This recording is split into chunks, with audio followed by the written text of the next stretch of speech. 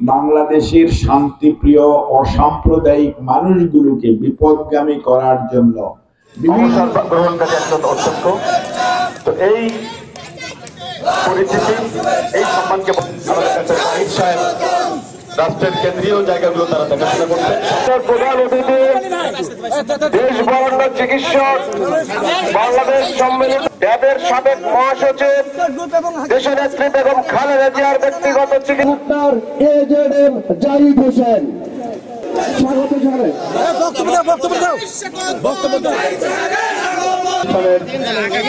নিয়োজিত শিক্ষাকর্মী, বিশেষভাবে শিক্ষা বদান্যতা এগুলোকে তিনি লালন করেন। আপনারা তার ছোট ভাই দেশখ্যাত এবং আন্তর্জাতিক খ্যাতি সম্পন্ন একজন ডাক্তার। আপনারা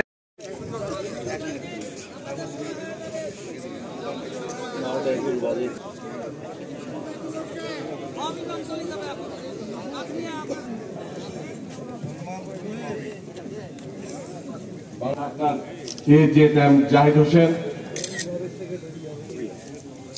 সুযোগ্য সম্পাদক মুফতি আহমেদ কোচি সহ নেতৃবৃন্দ, হাকিমপুর থানা নেতৃবৃন্দ, আমরা আমাদের কথা বললে হয়তো আমরা দিনাজপুরে পাবো না, বা আপনারা এমন একটি ব্যক্তিকে আপনারা পেয়েছেন, ইনি পেশায় একজন ডাক্তার, যে উনি আছেন। আমি চাইবো এজেডএম জাহিদ সাহেবকে আপনারা সহযোগিতা করবেন। গত কয়েকদিন যাবৎ আপনারা খেয়াল করছেন যে বাংলাদেশের শান্তিপ্রিয় অসাম্প্রদায়িক মানুষগুলোকে বিপদগামী করার জন্য বিভিন্ন ধরনের উস্কানি আমাদের ভিতর থেকে, আমাদের বাইরে থেকে, ওপার থেকেও দেওয়া হচ্ছে। কিন্তু তাতেও আলহামদুলিল্লাহ বাংলাদেশের শান্তিপ্রিয় মানুষ, অসাম্প্রদায়িক মানুষগুলো, হিন্দু, মুসলমান, বৌদ্ধ, খ্রিস্টান, মারমা, চাকমা, আমরা গারো, হাজং, সাঁওতাল সবাই কিন্তু আমরা কোনো উস্কানিতে পা দেই নাই। আমরা কিন্তু সবাই আমাদের নিজস্ব ধৈর্য, বিচক্ষণতা দিয়ে আপনারা কিন্তু পরিস্থিতির মোকাবেলা করছেন। দিস ইজ ভেরি গুড, মানে ইট ইজ খুবই উৎসাহব্যঞ্জক একটি অবস্থা।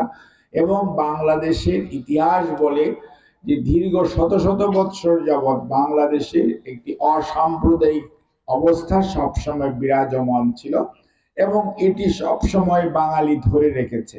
অনেক জায়গায় অনেক দুর্ঘটনা ঘটেছে বা ঘটছেও, তারপরেও কিন্তু বাংলাদেশের মানুষ অত্যন্ত ধৈর্যের সঙ্গে, বিচক্ষণতার সঙ্গে তার বাড়ির পাশের মানুষটিকে তারা বিপদে আপদে অল দি টাইম তারা তার পাশে দাঁড়িয়েছে। এটাই হচ্ছে বাংলাদেশের মানে চিরায়ত যে পরিচিতি, সেটা হচ্ছে আমরা একজন আরেকজনের কষ্টে, সে হিন্দু হোক, মুসলমান হোক, বৌদ্ধ হোক, খ্রিস্টান হোক, ঈদ হোক, পূজা হোক, পার্বণ হোক, সবকিছুর মধ্যেই কিন্তু আমরা একজন আরেকজনেরটা মিলেমিশে আমরা করি। এটা আমাদেরই, যদিও আমাদের ধর্মীয় বিশ্বাস, রাজনৈতিক বিশ্বাস ভিন্ন, কিন্তু তারপরেও আমরা কিন্তু সামাজিকভাবে যখন এক পাড়াতে, এক গ্রামে, এক অঞ্চলে থাকি, তখন কিন্তু আমরা সবাই মিলেমিশে থাকি।